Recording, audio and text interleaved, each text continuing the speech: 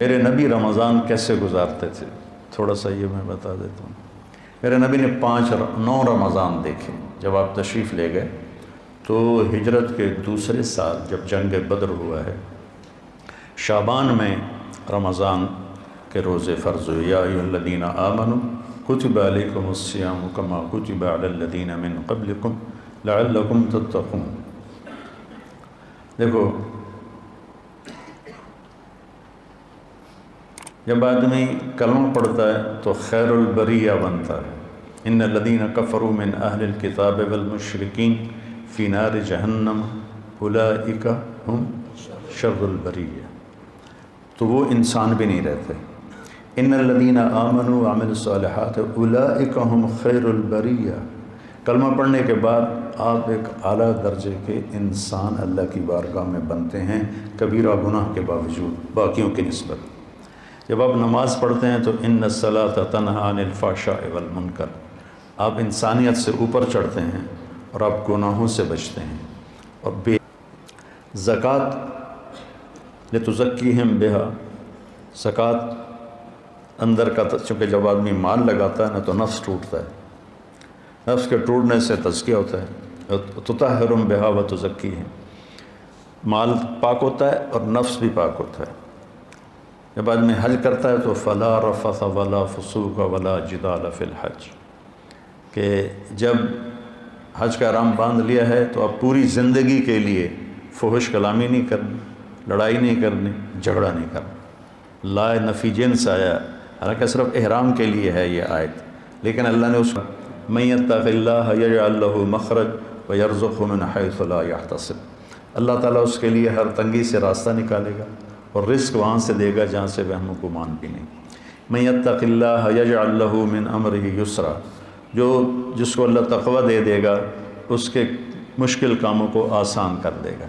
من یتق اللہ یکفر عنہ سیئاتہ ویعظم لہ اجرا، جو تقوی اختیار کرے گا اللہ اس کے گناہوں کو دھو دے گا اور اس کے اجر کو بہت زیادہ کر دے گا۔ یہ روزے کی فضیلت ہے۔ الصوم لی وانا اجزی بہ، الصوم لی وانا اجزا بہ، دونوں طرح محدثین نے اس کو بیان کیا۔ میں اس کو لیتا ہوں انا اجزا بہ، کہ اللہ تعالیٰ کہے گا روزے کا بدلہ میں خود ہوں، روزے کا بدلہ اللہ خود ہے۔ تو میرے نبی پاک صلی اللہ علیہ وسلم نے 9 رمضان دیکھے، اور آپ کی عادت مبارک تھی کہ آپ افطار سحری آخری وقت میں کرتے تھے، آخری وقت، ادھر بلال اذان دیتا، ادھر آخری لقمہ آپ کے منہ میں ہوتا تھا، اور افطاری بہت جلدی کرتے تھے۔ ایک آدمی چھت پہ کھڑا ہوتا تھا جب آپ مدینے میں ہوتے تھے، جب آپ سفر میں ہوتے تھے تو ایک آدمی پہاڑی پہ کھڑا ہوتا تھا، جو ہی سورج کا کنارہ ڈوبتا تھا تو ساتھ ہی وہ کہتا یا رسول اللہ غربت، تو آپ اس وقت کھجور سے، پانی سے، دودھ کی لسی سے، ان 3 چیزوں سے آپ افطار فرمایا کرتے تھے، اور پھر اس کے بعد کوئی کھانے کی چیز ہوتی تو کھا لیتے تھے، ورنہ وہی کھجور ہی ان کا کھانا ہو جاتا تھا۔ ایک دفعہ آپ سحری کا کھانا کھا رہے تھے اور آپ کے ساتھ حضرت کعب بن عجرہ، مقداد بن اسود اور علی رضی اللہ تعالیٰ عنہ آپ کے ساتھ تھے۔ بکرے کی سری پکی ہوئی تھی اور آپ سحری کھا رہے تھے۔ تسحروا، سحری کھاؤ، اللہ تعالیٰ نے پہلی امتوں کو سحری نہیں دی، کیا کہ اس میں برکت ہے؟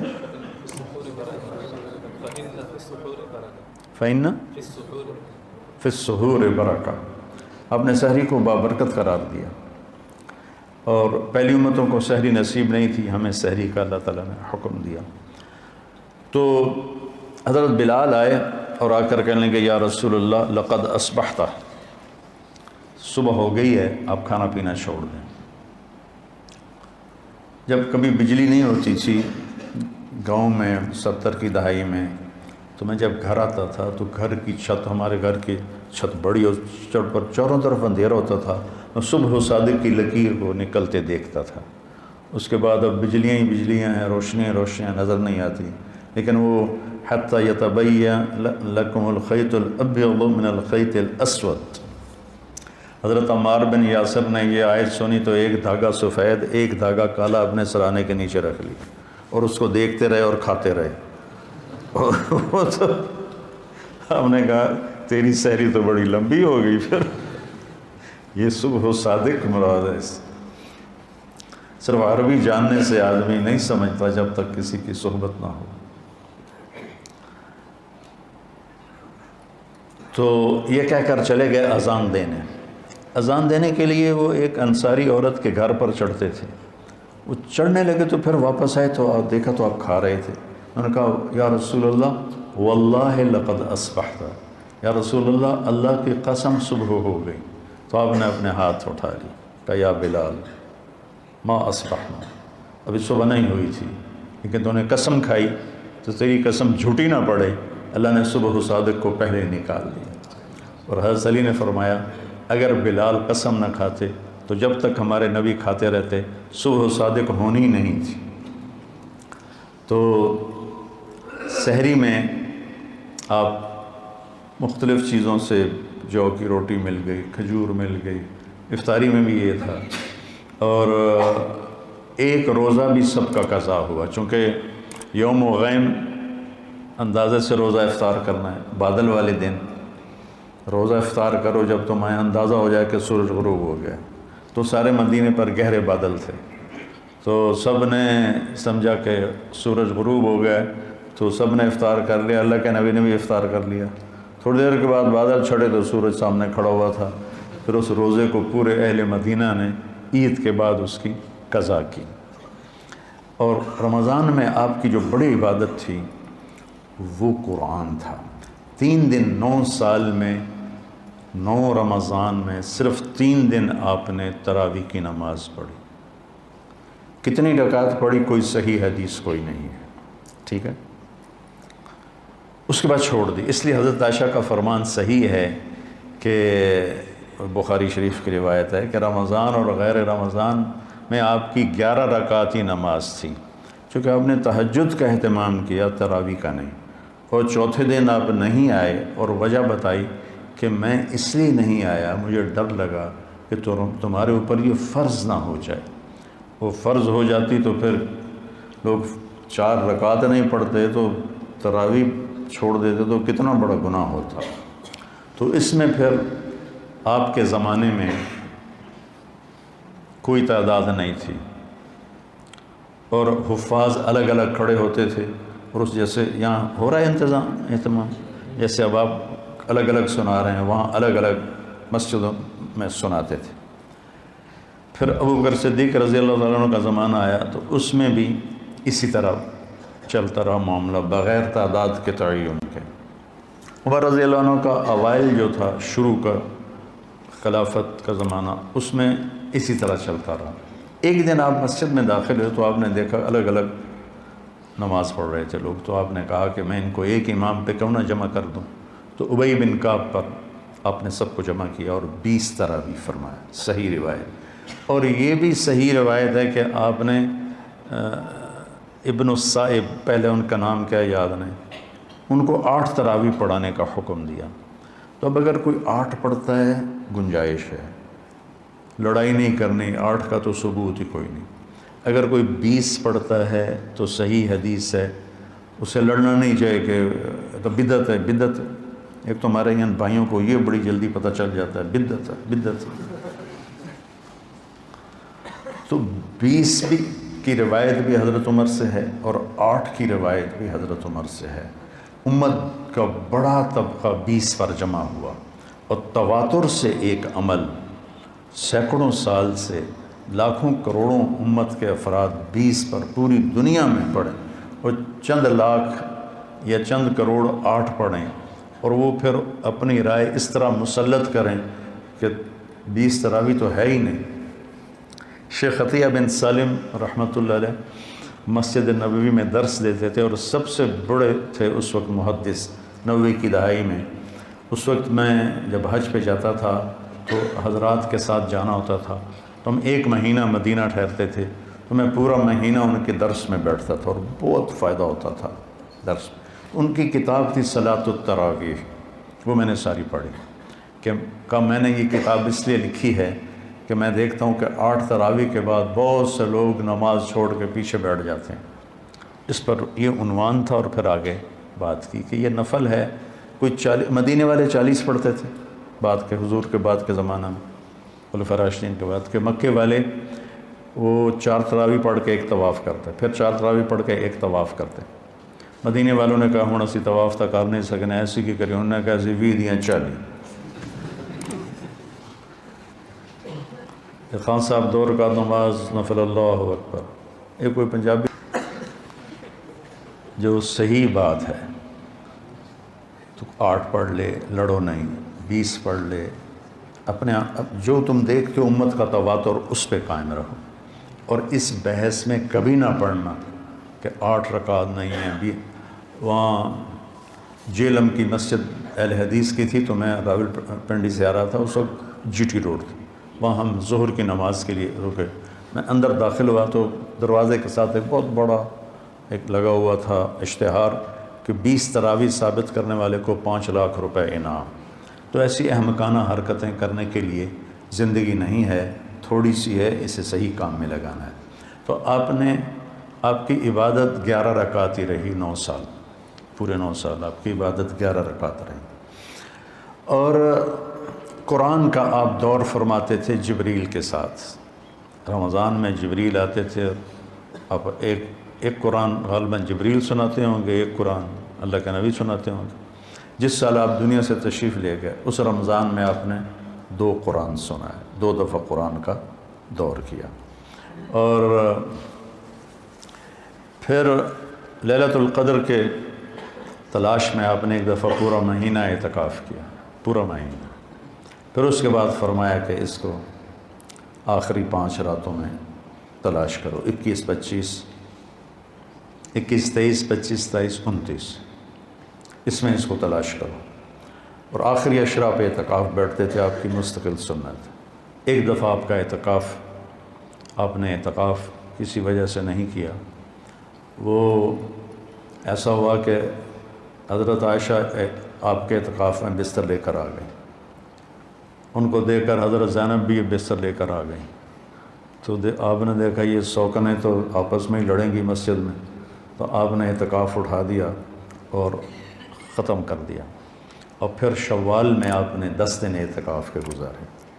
ایک دن کا اعتکاف 3 خندق جہنم سے دوری ہوتی، اور ایک خندق کا فاصلہ زمین آسمان کی مسافت کے برابر ہوتا ہے۔ تو اعتکاف آپ کی مستقل سنت تھی، اور اس میں آپ کی سخاوت بڑھ جاتی تھی۔ رمضان کا مہینہ سخاوت کا بھی ہے، آپ اجود الناس تھے۔ ان اللہ الاجود الاجود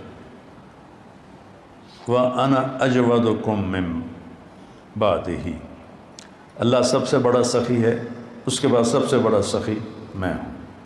تو اس میں کھانا کھلانا ماشاءاللہ، جب صحت اچھی تھی تو بہت رمضان اللہ کے فضل سے گزرے حرمین میں، تو وہ عربوں کی فطرت میں سخاوت، اجمیوں کی فطرت میں کنجوسی ہے، ہمیں سخاوت سیکھنی پڑتی ہے، عرب میں سخاوت فطری ہوتی۔ حاتم طائی سے کسی نے پوچھا اپنے سے بڑا سخی دیکھا؟ کہنے لگا ہاں، سخی جنت کے قریب ہے، سخی لوگوں کے قریب ہے، اور جہنم سے دور ہے، اور بخیل اللہ سے دور ہے، لوگوں سے دور ہے، جنت سے دور ہے، اور جہنم کے قریب ہے۔ تو اس میں صرف زکوٰۃ نہیں، زکوٰۃ کے اوپر بھی خرچ کرنا چاہیے۔ آپ بھی ایک دوسرے پہ چھوٹی موٹی، کسی کو کھجور کھلا دو، کسی کو کوئی شربت پلا دو، کسی کو کچھ کھلا دو، تاکہ آپ سخیوں میں آ جائیں۔ تو آپ کی رمضان میں ایک آپ کا روزہ،